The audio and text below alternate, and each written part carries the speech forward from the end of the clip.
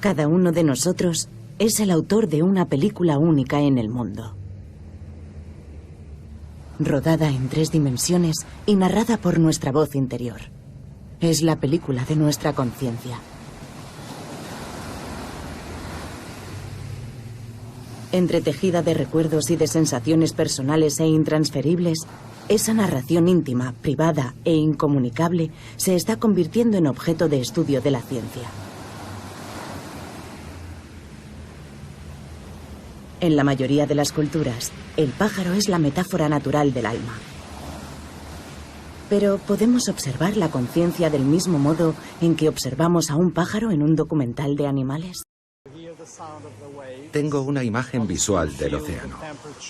Oigo el ruido de las olas, siento la temperatura, y además de la imagen y del sonido y de las sensaciones táctiles, experimento algo más, siento placer y bienestar, y todo eso conforma una emoción.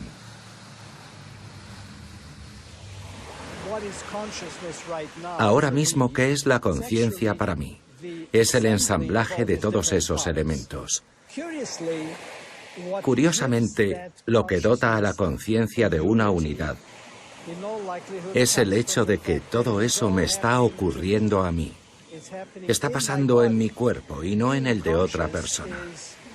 Ser consciente es sentir lo que ocurre dentro y fuera de nuestro cuerpo, de nuestro organismo.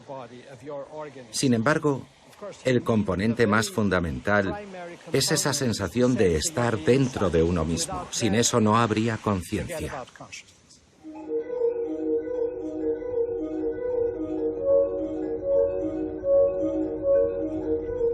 Antonio Damasio hoy es mundialmente conocido por sus estudios. Ha explorado la complejidad del cerebro humano. Para él, la conciencia es fruto del vaivén incesante entre nuestras percepciones externas y nuestras emociones internas. Lo que llamamos mente no es sino el resultado de ese intercambio en ambas direcciones, entre nuestro cuerpo y el mundo que lo rodea. Es evidente que somos entes materiales porque estamos hechos de células. Todos nuestros tejidos son materiales, están hechos de moléculas compuestas de átomos, que a su vez constan de partículas más pequeñas. Todo eso es materia, pero una materia organizada de una manera sumamente compleja. Y a partir de ciertos niveles de complejidad, emerge algo nuevo.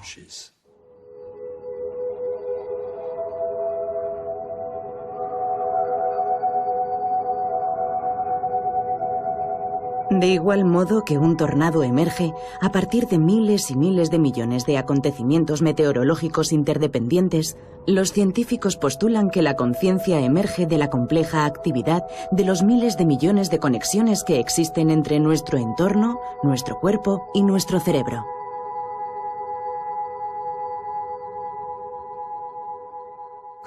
¿Cómo podemos entender que la materia produzca la mente? A lo largo de la evolución, resultó ventajoso importar dentro del organismo una representación del mundo exterior. Y la consciencia, o lo que llamamos mente, en el fondo es esa capacidad biológica, surgida al hilo de nuestra evolución, de producir dentro del cerebro una representación cada vez más sofisticada del mundo exterior.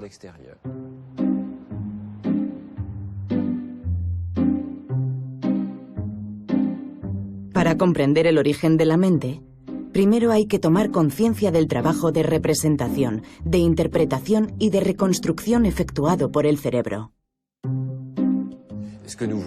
Lo que vemos es una reconstrucción permanente de la realidad exterior.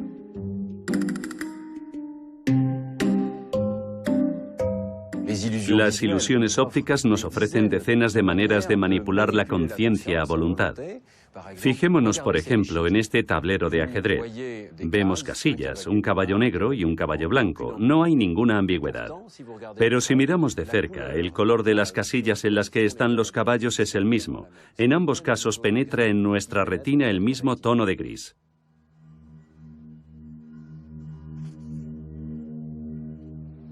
¿Qué es lo que ocurre entonces? Hay una mancha que podría ser una sombra procedente del cilindro que está en el tablero. por lo que nuestro cerebro sustrae de forma inconsciente la sombra de la imagen percibida y nos hace ver el tablero tal y como sería si no hubiera sombra. Y todos esos cálculos son inconscientes, solo somos conscientes del resultado final. Este ejemplo demuestra que el cerebro es capaz de ejecutar ciertos cálculos de gran complejidad antes de poder acceder a la información consciente.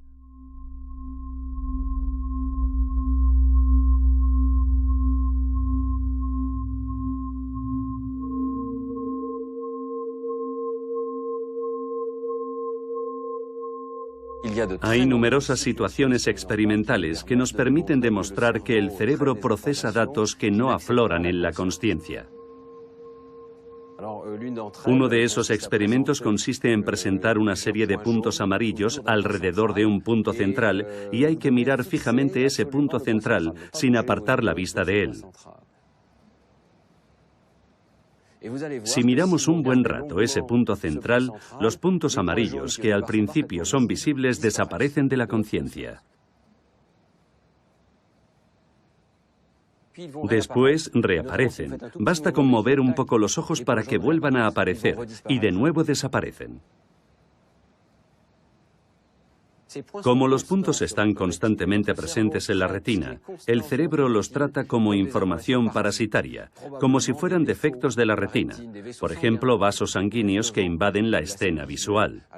Así que el cerebro los elimina porque esos puntos amarillos no parecen provenir del mundo exterior, son demasiado constantes para ser elementos del mundo exterior. En este experimento mostramos un número a los sujetos durante un breve instante, de solo 16 milisegundos. Lo sigue un blanco y después unas letras que tapan el lugar en el que aparecía el número.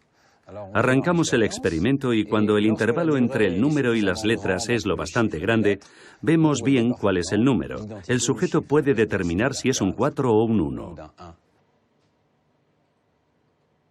Pero aceleramos progresivamente la duración a 66 milisegundos. Algunos de los sujetos empiezan a no poder ver el número. Y cuando pasamos a 33 milisegundos de duración entre el número y las letras, los sujetos ya no llegan a verlo. Tienen la impresión de que no hay ningún número. El número está, pero no accede a la consciencia.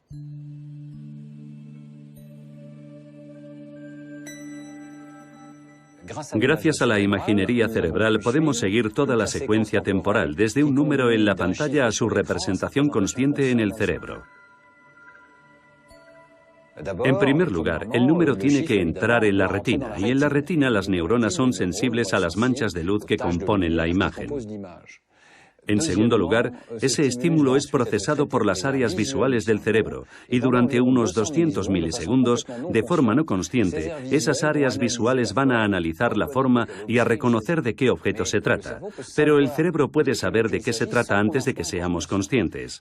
Aún faltan unos 100 milisegundos más para que el objeto se adentre en la actividad cerebral, acceda a la corteza frontal, a la parietal y esas regiones se sincronicen y se pongan de acuerdo. Se trata de un número. Sí, es el 2, y solo entonces esa representación se vuelve consciente. La actividad del cerebro no es exactamente la misma cuando vemos el número y cuando no. En los dos casos, el procesamiento no consciente es idéntico. Pero cuando vemos el número, el cerebro se ilumina. Y esa iluminación es la firma neuronal de la conciencia. Muchos sistemas del cerebro están especializados, manejan una información local, encapsulada. Hay un sistema para las caras, otro para los lugares o para las palabras escritas o las habladas. Y en un principio no se comunican entre sí. Según nuestra teoría, ser consciente es poner una información particular a disposición del conjunto de los procesamientos corticales de los que disponemos.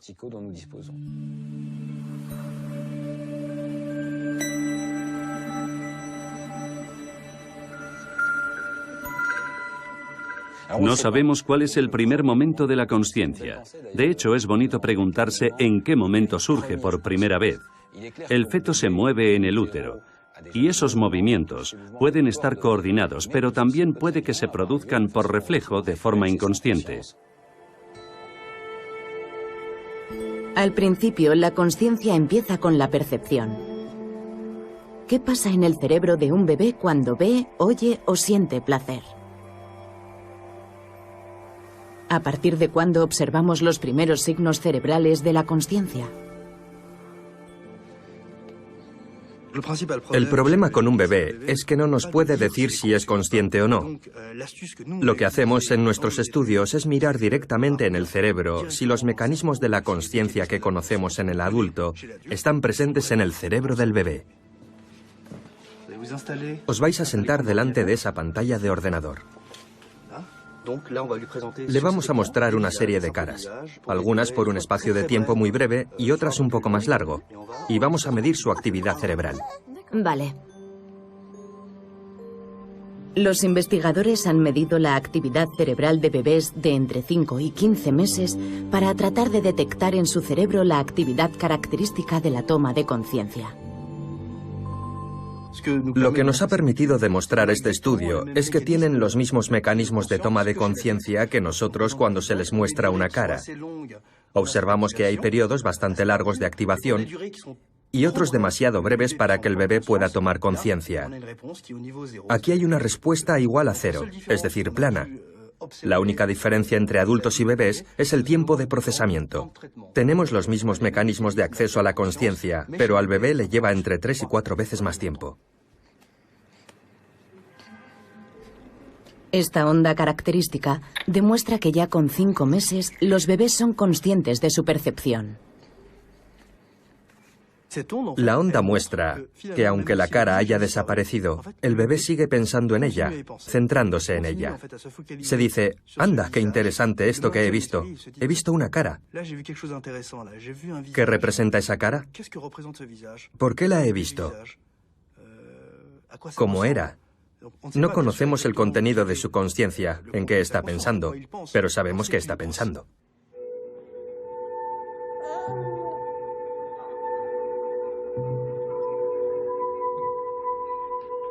Tomar conciencia de una información no significa que seamos conscientes de nosotros mismos. Desarrollado en los años 70, el experimento del espejo permite observar ese proceso bien conocido en los niños. A los 2 años, el niño se vuelve capaz de tocarse una mancha que tiene en la cara. El experimento se graba con un espejo unidireccional. ¿Y esa quién es? ¡Anda! ¿Esa quién es? A sus 24 meses, Fleur supera claramente la prueba. Melson, de 18, todavía no supera el test. ¿Y ese quién es?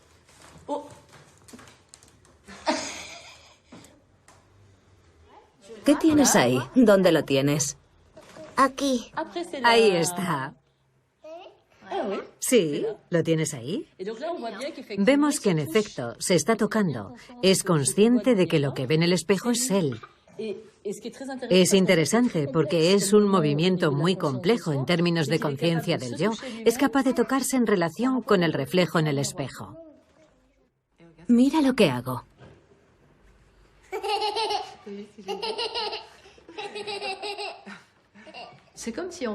Avanzamos en la vida como si nos fuéramos construyendo por capas sucesivas, un poco como si nos fuéramos envolviendo. Partimos de algo muy sensorial, que es como el corazón del reactor. Y poco a poco le vamos añadiendo protecciones. Empezamos a reconocernos, a vernos, a representarnos, a crear una imagen de nosotros mismos. Pero son capas que a la vez contienen parte de nuestra realidad y están fabricadas con pensamientos, con creencias y con sistemas de valores que no nos pertenecen, pero que hemos adoptado para adaptarnos a las expectativas de la gente, para ser queridos. La base de todo es la necesidad de ser queridos, por eso construimos esas capas. Este es mi cerebro. Las cosas que están en mi cerebro, aquí.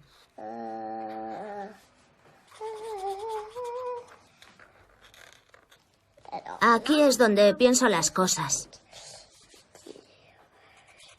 Y aquí es donde pienso que soy un caballo y que mis padres quieren que les lleve unas flores. Ya está. Mi cerebro está listo.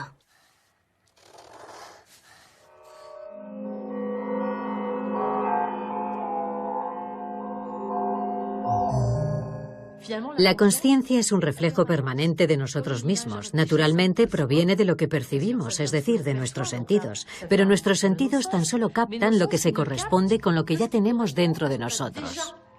Así que hay una especie de filtro. Nos estamos contando cosas constantemente. Es conmovedor y perturbador a la vez, porque nos contamos historias para vivir nuestra propia historia, sin darnos cuenta necesariamente de que es una historia. El contenido de nuestra conciencia es esa representación del mundo al que pertenecemos. Una representación que nos incluye a nosotros mismos y que se despliega en nuestra vida subjetiva como una historia. Hay mil maneras de ilustrarlo, y un ejemplo sería este corto, una especie de película expresionista alemana. Aparecen unas formas geométricas y luego llega una pareja y se entabla una relación. Interpretamos inmediatamente sus movimientos como una especie de conflicto, con diferentes fases. Casi percibimos su mirada, y hasta les podemos asignar un sexo. La forma redonda es más bien femenina, y estas masculinas. Cada cual puede elaborar su propio relato. La cuestión es que el impulso de contarlo es irreprimible. Nada más ver estas imágenes, la historia se cuenta dentro de nosotros. Cuando percibimos el mundo, esa representación del mundo a la que tenemos acceso consciente se construye dentro de nosotros y tiene el color y la textura de una historia. Vaya, se han ido, se acabó la historia. Como se trata de figuras elementales, sin ningún atributo intrínseco, queda claro que el argumento es nuestro.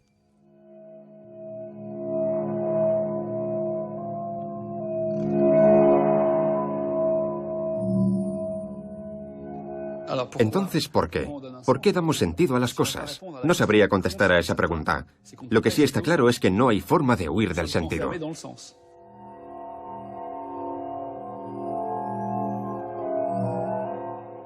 Se podría decir que en la brecha entre la realidad bruta y la representación anida el sentido.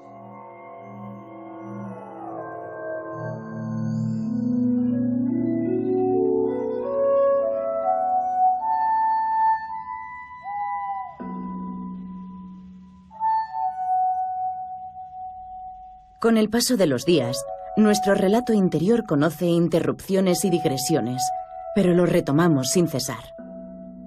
Dormidos o despiertos, atentos o en babia. Nuestra consciencia oscila con facilidad de un estado a otro.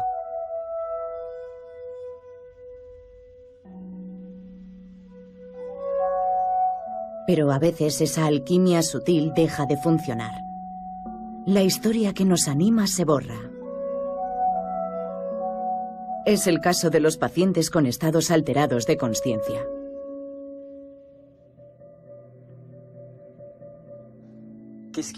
¿Qué es lo que hace que yo sea consciente? ¿Cómo se explica? ¿Es simplemente una actividad neuronal? ¿Y en tal caso sabemos dónde se halla?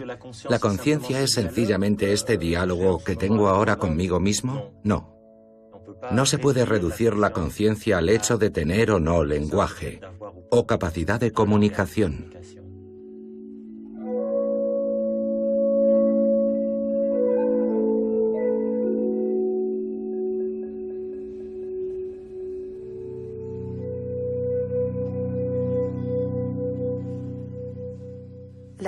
La vida produce conciencia.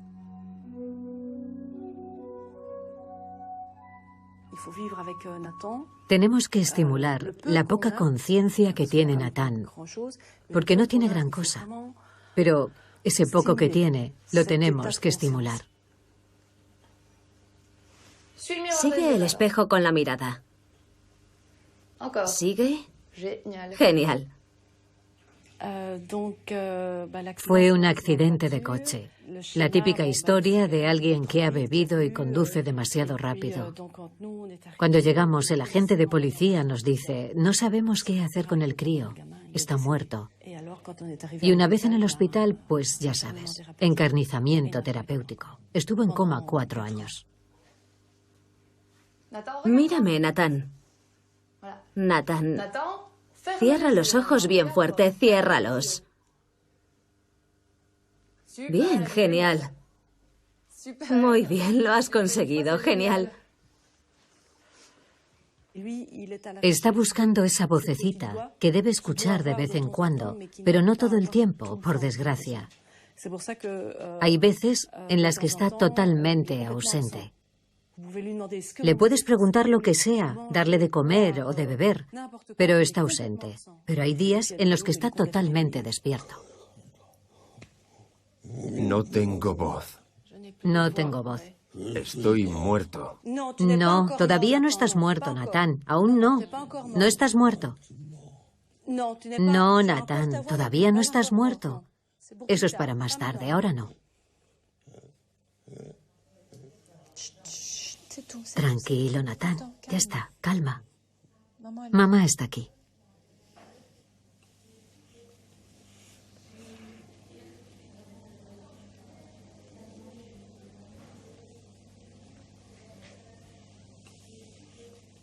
Es un ser vivo con una conciencia disminuida, o sea que los puntos de referencia que tenemos tú y yo, él no los tiene. Se los ha arrebatado el coma.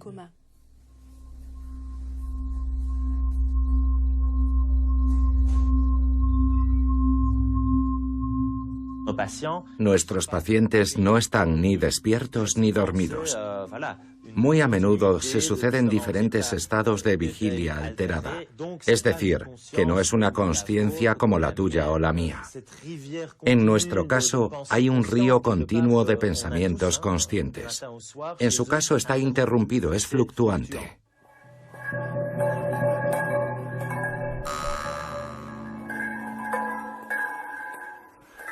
Cuando la consciencia de un paciente es fluctuante, basta con que pueda comunicarse con el lenguaje o con cualquier otro código para que sepamos con certeza que es consciente. Pero cada año miles de pacientes paralizados no dejan entrever nada de su estado mental. Tras un examen repetido y en profundidad, más de una tercera parte de los pacientes considerados en estado vegetativo presentan señales de consciencia mínima, a pesar de las apariencias. Cuando un médico se pregunta si un enfermo está consciente, lo que quiere saber es, ¿hay alguien ahí? Dicho de otro modo, tengo delante a alguien con los ojos abiertos, pero ¿hay alguien ahí? Es decir, ¿alguien que tenga una vida en primera persona? Mírame. Estoy aquí, a tu derecha. Mírame. Mueve los dedos, intenta moverte. Si el paciente no es capaz de comunicarse, tenemos que tratar de descifrar esa actividad subjetiva. Te vamos a poner un casco de electrodos y vas a escuchar unos sonidos para ver si reaccionas a ellos, ¿vale? Vamos a empezar. ¿Cuál es la base del test? Es la idea de que la consciencia siempre es consciencia de algo. Pongamos que te hago escuchar bip, bip, bip, bip, bip, bip, bip, bip, bip, bip, bip, bip, bip, bip, bip. Si no te digo nada, lo normal es que no solo seas consciente de los sonidos, sino que tomes conciencia de que el quinto es diferente. Y si registramos tu actividad cerebral con un electroencefalograma, veremos que tu cerebro no solo procesa los sonidos, sino que es capaz de entender que el quinto era diferente. Es una forma de sorpresa, pero tomamos conciencia de ello de forma subjetiva. Anda, el quinto es diferente.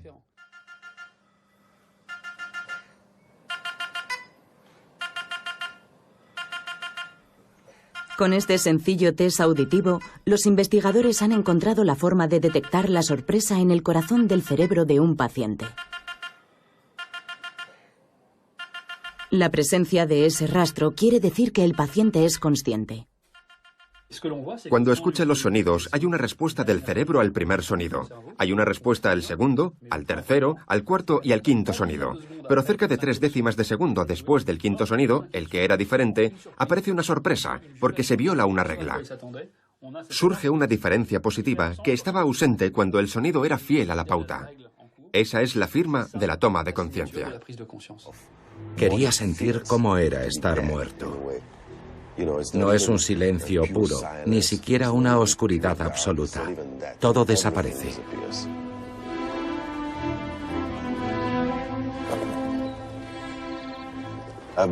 Siempre me ha fascinado la frontera entre el ser y el no ser. Y cuando la consciencia se va, hay que comprender qué es lo que hace el cerebro, qué ocurre allí dentro.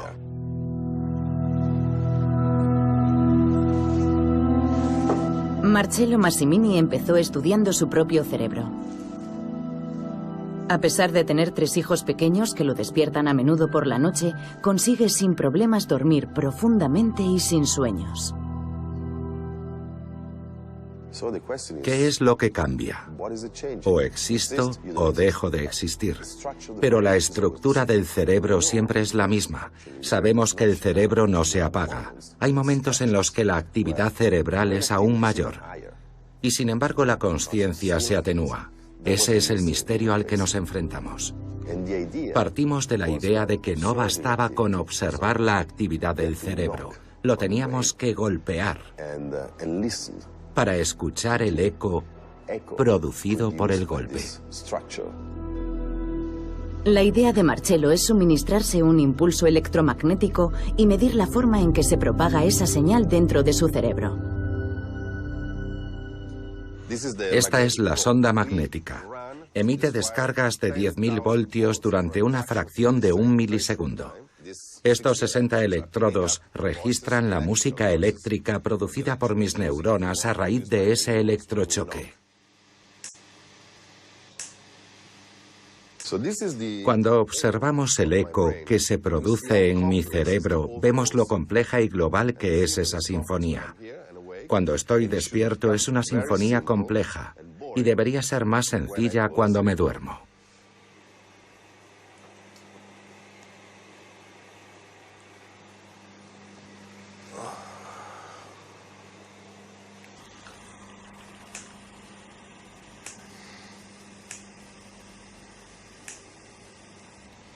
Vale.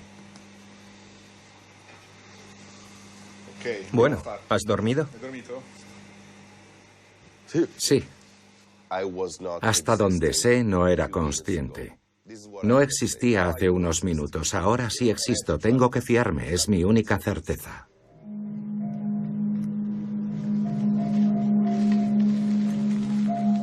Comparando el estado de su cerebro despierto y luego dormido, Marcello descubrió lo siguiente. En un cerebro despierto y consciente, el choque eléctrico retumba largo rato y de manera compleja. Mientras que en un cerebro dormido, durante un sueño profundo y sin sueños, la conversación rica que existe durante la vigilia se transforma en un breve monólogo.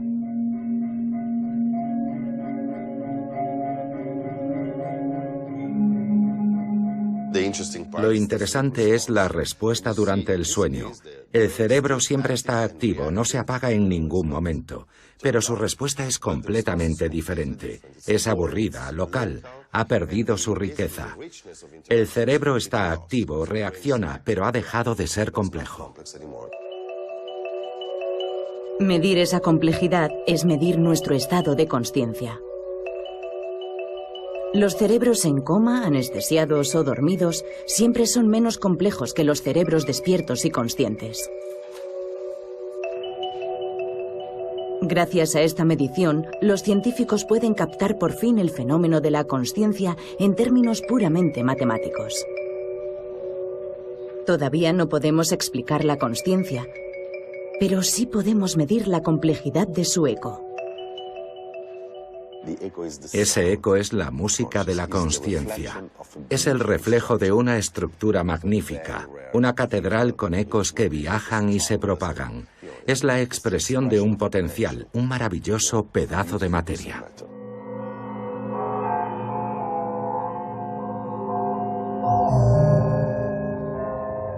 Cuando dormimos sin soñar, nuestra actividad cerebral es poco compleja. Pero, ¿qué sucede cuando soñamos? Nuestro cerebro está desconectado del mundo y, sin embargo, genera personajes. Simula paisajes nuevos a partir de los recuerdos durmientes no conscientes. ¿En qué estado de consciencia o de inconsciencia nos encontramos cuando soñamos? El sueño es un tema interesante. Freud fue el primero en decir que el sueño era la vía regia del inconsciente, lo cual no quiere decir que el sueño sea inconsciente. Freud fue el primero en animar al soñador a contar sus sueños. Si los cuenta, es un discurso consciente. Si dices que el sueño es el inconsciente, es un resumen absurdo. El sueño es un estado de conciencia.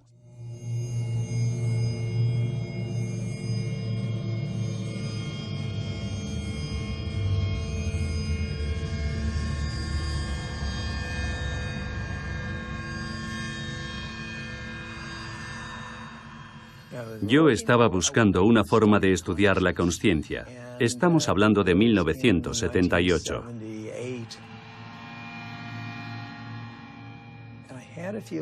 Ya había tenido algún sueño lúcido. Era una cosa excepcional, esa sensación de estar en un sueño, pero sintiéndome tan presente y tan vívido como me siento ahora mismo.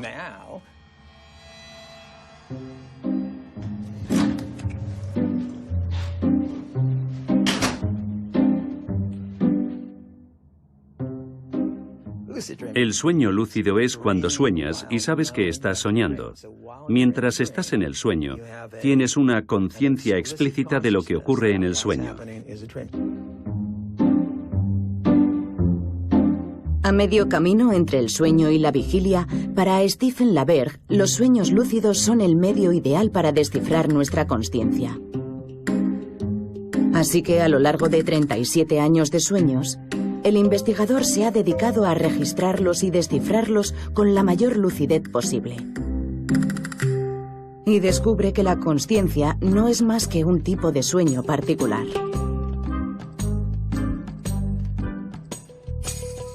Así es como funciona. En el sueño REM, por ejemplo, el cerebro está encendido, está activo, por lo que es natural que produzca cierta simulación de la realidad.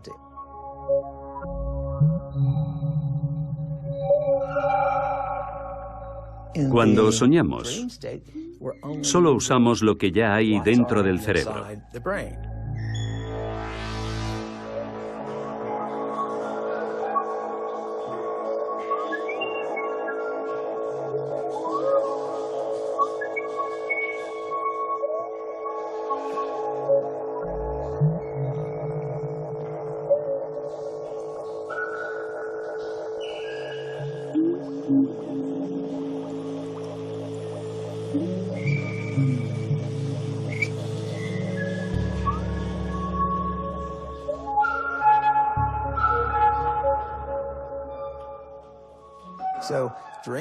Podría decirse que percibir la realidad es tener sueños verdaderos. La consciencia está constreñida por la realidad física. En cambio, soñar es percibir las cosas libremente, es decir, sin esa constricción de la realidad. Los sueños no están constreñidos por las leyes de la física ni por las leyes de la sociedad, solo por nosotros mismos.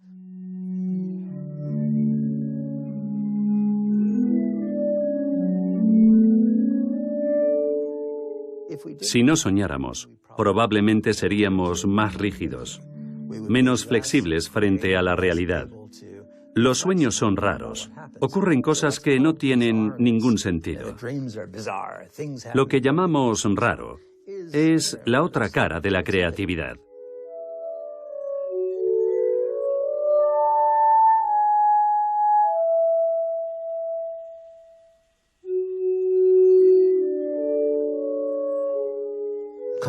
La consciencia es un sueño. Creamos nuestra propia experiencia de la realidad. Estamos todos en la caverna de Platón, que es nuestro cráneo. Estamos atrapados dentro de este cráneo y no podemos ver más que las imágenes que se proyectan en esta pantalla, a través de nuestros ojos y nuestro sistema sensorial.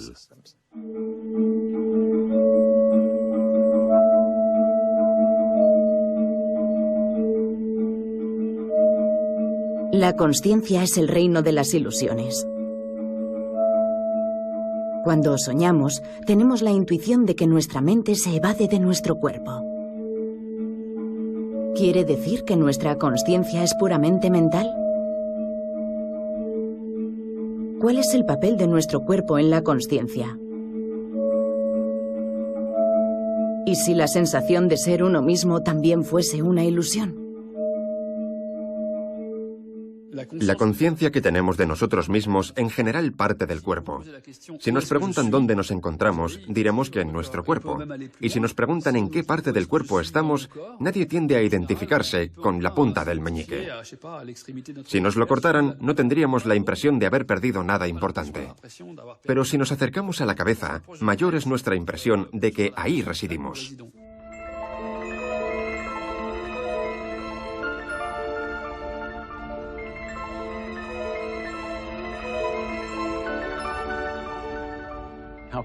Es fascinante.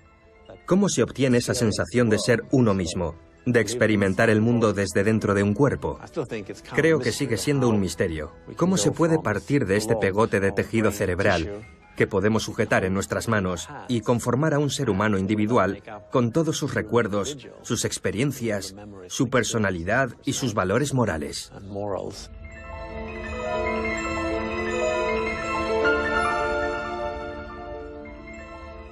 Estamos en Estocolmo, en la iglesia donde René Descartes fue enterrado en 1650. Y una de las ideas clave de Descartes era que el alma y el cuerpo físico están hechos de sustancias esencialmente diferentes.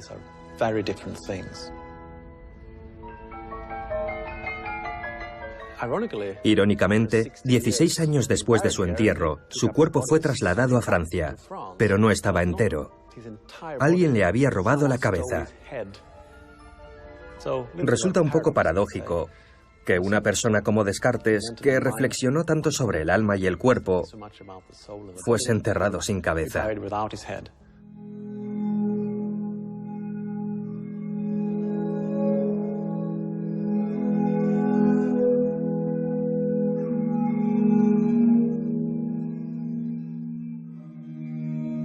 En nuestro experimento desafiamos a Descartes. Creamos ilusiones que afectan al cuerpo entero, en las que modificamos la experiencia que tenemos de nuestro propio cuerpo, qué aspecto tiene y dónde se sitúa.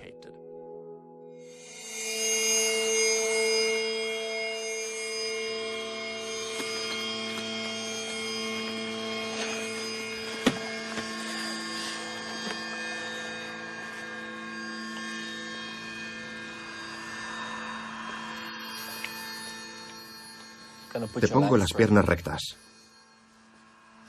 Perfecto. Te estoy poniendo unos electrodos en los dedos para medir tu grado de ansiedad. Vale. Y ahora te vamos a ajustar un casco. ¿Puedes levantar la cabeza? El sujeto del experimento lleva un casco con dos pantallas, una para el ojo izquierdo y otra para el derecho, conectadas a dos cámaras de vídeo colocadas en la cabeza de la muñeca.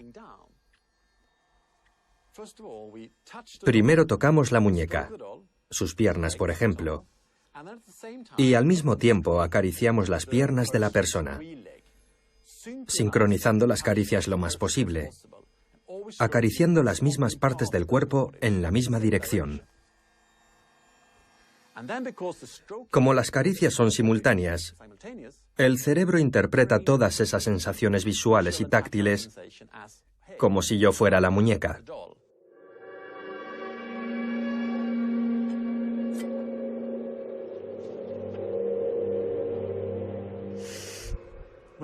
Cuando se amenaza al cuerpo de la muñeca, el sujeto pasa miedo. Empieza a sudar y eso lo podemos medir objetivamente, midiendo la reacción ante el cuchillo. El sentido común nos dice que tenemos un cuerpo, que vivimos en un mundo real y punto. Pero esta ilusión nos demuestra que las cosas no son tan sencillas. La experiencia consciente que tenemos del mundo y de nuestro propio cuerpo es una creación de nuestro cerebro.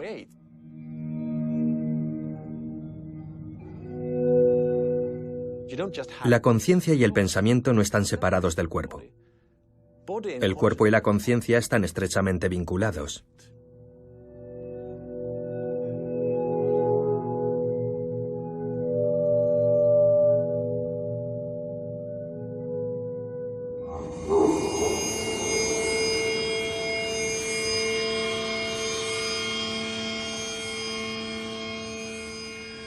Para los científicos, nuestros pensamientos y nuestras emociones no proceden de una mente inmaterial, sino del cuerpo, y en particular de un órgano, el cerebro. El menor de nuestros deseos, todas y cada una de nuestras decisiones están inscritos aquí, en nuestro entramado neuronal, en un código que aún nos resulta misterioso. Pero esto no nos dice quién decide en nosotros.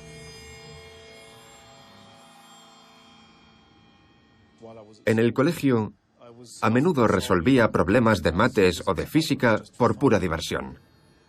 Me di cuenta de que cuando me bloqueaba, me ayudaba a ponerme a hacer algo muy diferente y la solución aparecía en mi cabeza. Siempre me fascinaba eso. Me preguntaba quién había hecho los cálculos, quién había dado con la solución del problema. En Berlín, John Dylan Haynes busca la firma cerebral de nuestro libre albedrío.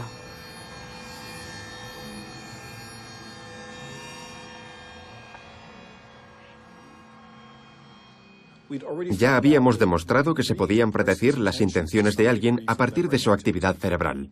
¿Pero sería posible prever por adelantado una decisión que tome alguien en un futuro? ¿Es posible prever con un escáner las decisiones de una persona antes de que ella misma tenga la sensación de haber tomado una decisión?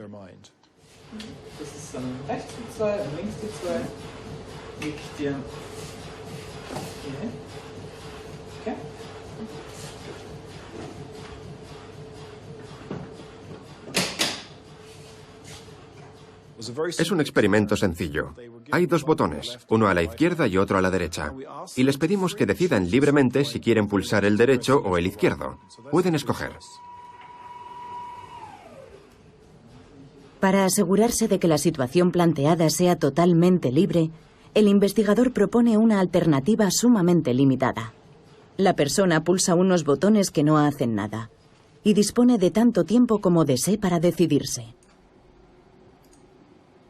Pero la firma cerebral de esta decisión tan inocua es desconcertante.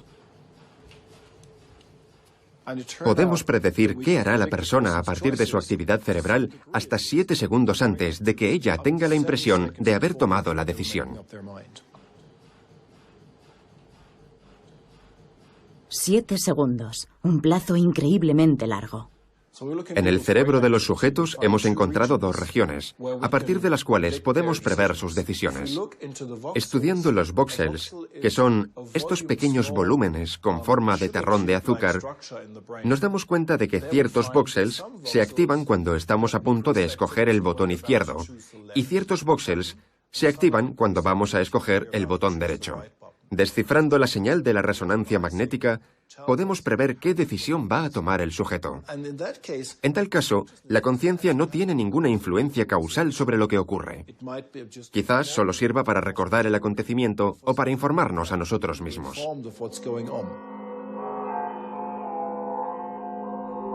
Naturalmente, la decisión que implica el experimento es minúscula y no tiene la menor repercusión. Pero, ¿qué ocurre con nuestras decisiones más complejas? ¿Derivan de una suma de pequeñas decisiones tomadas en el secreto de nuestras conexiones neuronales? ¿O acaso existe un yo consciente capaz de influir en nuestros mecanismos inconscientes? Si por libre albedrío entendemos la afirmación ingenua de que podemos tomar las decisiones independientemente de nuestro cerebro, las investigaciones más recientes no dejan lugar a dudas. No existe el libre albedrío. El sentimiento de libertad es en parte una construcción de nuestro cerebro. Las decisiones que consideramos libres Las tomamos poniendo en funcionamiento los circuitos de nuestro cerebro, los sistemas de valores inscritos en nuestro cerebro por nuestros genes y nuestra educación. No hay que pensar que somos capaces de un nivel de decisión suplementario. No. Nuestra conciencia toma decisiones que son como la punta del iceberg, surgidas de las profundidades de nuestros circuitos no conscientes. El papel del cerebro es producir pensamientos, igual que el papel de los pulmones es respirar y el del corazón hacer que circule la sangre. Y no tenemos que preocuparnos, se hace solo. El problema es que mi cerebro hace su trabajo en función de mi temperamento, de mi patrimonio genético y de mi pasado. A fin de cuentas, mi libre albedrío, mis valores vitales no aportan gran cosa.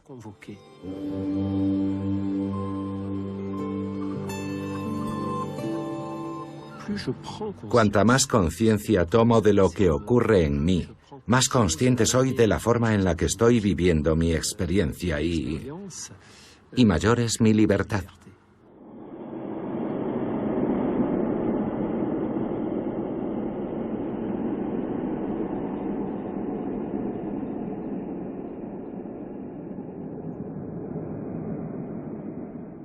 En 1992 se obtuvieron los primeros resultados que mostraban que la psicoterapia modificaba la dinámica funcional de nuestro cerebro.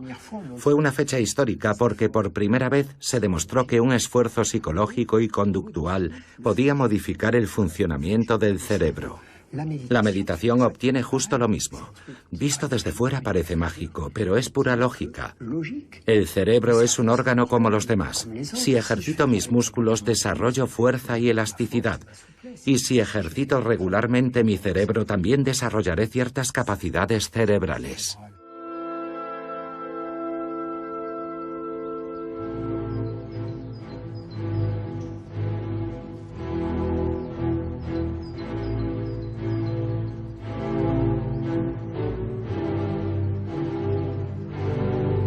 Pero, ¿cómo puede influir nuestra conciencia en el funcionamiento de nuestro cerebro? ¿En qué medida podemos acrecentar la pequeña parcela de libertad que nos brinda el cerebro? Volvemos al grupo de investigación del coma en Lieja, donde Stephen Lori, Antoine Lutz y Marcello Massimini llevan a cabo un experimento inédito.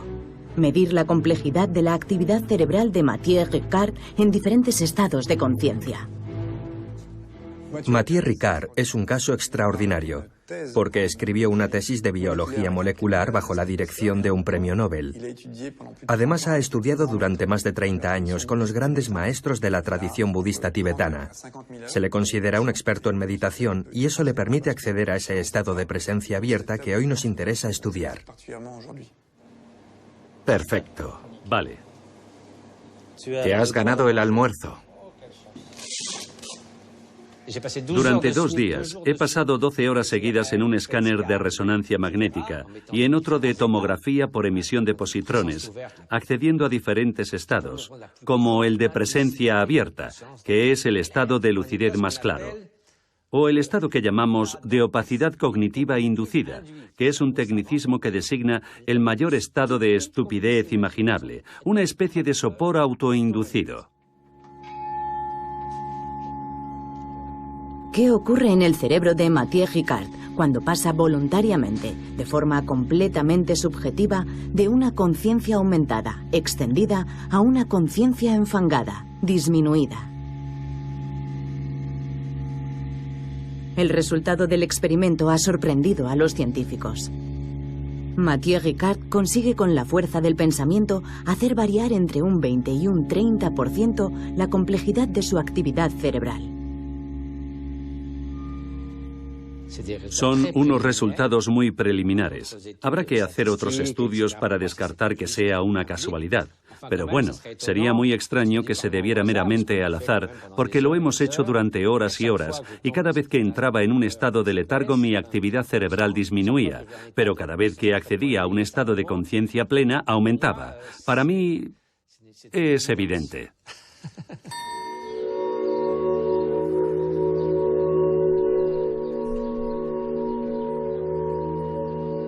Así pues, nuestro cerebro es capaz de modificar su propio modo de funcionamiento, y por la pura fuerza del pensamiento. Poco a poco, la ciencia redescubre ciertas prácticas de la mente que ejercen un efecto real sobre nuestros cerebros. Lo transforman literalmente tanto en su estructura como en su funcionamiento más íntimo. Pero, ¿dónde se encuentra el centro de control que genera esos cambios? ¿Por qué es tan escurridizo? No existe un yo aislado. No hay ningún centro de control en el cerebro. En eso coinciden todos los neurocientíficos. No hay centro de control en el cerebro. Lo que hay es un flujo de conciencia, un flujo dinámico en perpetuo cambio. Pero ese flujo de experiencias determina a cada momento su estado futuro. El conjunto de mis experiencias pasadas hace que mi estado presente refleje la historia de ese flujo continuo. Recuerdo unas cosas y otras no, pero todas representan el estado presente de ese flujo continuo.